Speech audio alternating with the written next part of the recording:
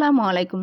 সবাইকে স্বাগত জানাচ্ছি ডিটিভি নিউজে। আপনাদের সাথে আছে আমি সালমা সুলতানা। রাফার কেন্দ্রস্থলে পৌঁছে গেছে ইসরায়েলি ট্যাঙ্ক। আন্তর্জাতিক বিচার আদালতের আইসিজে আদেশ উপেক্ষা করে ফিলিস্তিনের গাজার রাফায় হামলা জোরদার করেছে ইসরায়েল।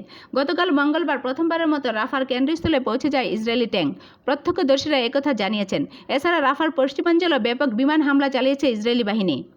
এর আগে রোববার রাতে রাফায় নিরাপদ ঘোষিত অঞ্চলে শরণার্থী তাঁবুতে হত্যাযজ্ঞ চালায় ইসরায়েল।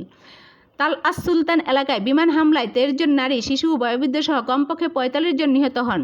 নিহত ব্যক্তিদের অনেকে জীবন্ত পুড়ে যান। শিশুদের দেহ ছিন্ন বিচ্ছিন্ন হয়ে যায়। এ ঘটনায় বিশ্বজুড়ে নিন্দার ঝড় ওঠে। আইসিজের আদেশ মেনে রাফায় অভিযান বন্ধের আহ্বান জানায় জাতিসংঘের পাশাপাশি বিভিন্ন দেশ। আলজেরিয়ার আবেদনে এ নিয়ে গতকাল জাতিসংঘ নিরাপত্তা পরিষদের জরুরি বৈঠকও আহ্বান করা হয়। রাফায় তাঁবুতে আশ্রয় নেওয়া লোকজনের উপর হামলার তীব্র নিন্দা জানিয়েছেন জাতিসংঘ মহাসচিব আন্তোনিও গুতেরেস।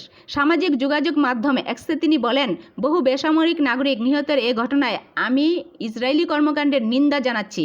এসব মানুষ প্রাণঘাতী এ সংঘাত থেকে বাঁচতে শুধু সেখানে আশ্রয় নিয়েছিলেন। জাতিসংঘ মহাসচিব আরও বলেন, গাজায় কোনো নিরাপদ জায়গা নেই। এ ভয়াবহতা অবশ্যই বন্ধ করতে হবে। কিন্তু আইসিজের আদেশ ও রোববারের হত্যাযজ্ঞের ঘটনায় বৈশ্বিক নিন্দা উপেক্ষা করে রাফায় হামলার তীব্রতা বাড়িয়েছে ইসরায়েলি বাহিনী। প্রত্যক্ষদর্শীরা জানান, মধ্য রাফায় আল আওদা মসজিদের কাছে ইসরায়েলি ট্যাঙ্কের উপস্থিতি দেখা গেছে। ইসরায়েলি ট্যাঙ্কগুলো পশ্চিম রাফার আরও ভিতরে ঢুকে পড়েছে। কিছু ট্যাঙ্ক পশ্চিম রাফার জুরব এলাকায় পাহাড়ি উঁচু জায়গায় অবস্থান নিয়েছে। সেখানে হামাস সহ ফিলিস্তিনি স্বাধীনতাকামী সংগঠনগুলোর সঙ্গে ইসরায়েলি বাহিনীর লড়াই চলছে। প্রত্যক্ষদর্শীরা জানান, রাফায় ইসরায়েলি বাহিনী দুর্নিয়ন্ত্রিত সাঁজোয়া যান ব্যবহার করছে বলে মনে হচ্ছে। কিছু সাঁজোয়া যানের ভেতরে বা আশপাশে তাৎক্ষণিক কোনো সেনার উপস্থিতি লক্ষ্য করা যায়নি। তবে এ বিষয়ে কোনো মন্তব্য করেননি ইসরায়েলি সামরিক বাহিনীর একজন মুখপাত্র।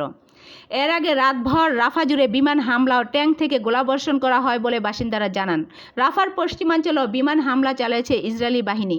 এতে 3 ফিলিস্তিনি নিহত হন। এছাড়া গতকাল সেখানে তাঁবুতে আশ্রয় নেওয়া লোকজনের উপর আবারও হামলার খবর পাওয়া গেছে। এতে কমপক্ষে 7 জন নিহত হন। 713 জন স্বাস্থ্যকর্মী নিহত। আলজেরিয়ার প্রতিবেদনে বলা হয়েছে, চলমান এ যুদ্ধে গাজার স্বাস্থ্যসেবা প্রতিষ্ঠানে কমপক্ষে 450 বার হামলা চালিয়েছে ইসরায়েলি বাহিনী। এতে 723 স্বাস্থ্যকর্মী নিহত হয়েছেন। আহত হয়েছেন 924 জন। বিশ্ব স্বাস্থ্য সংস্থা এসব তথ্য দিয়েছে। এদিকে গাজার স্বাস্থ্য মন্ত্রণালয় জানিয়েছে, সর্বশেষ 24 ঘন্টায় ইসরায়েলের হামলায় আরও 46 জন নিহত হয়েছেন। এ নিয়ে গত 7 অক্টোবর থেকে ইসরায়েলি বাহিনীর হামলায় 36,096 ফিলিস্তিনি নিহত হয়েছেন। এতক্ষণ ডিটিভি নিউজের সঙ্গে থাকার জন্য সবাইকে ধন্যবাদ।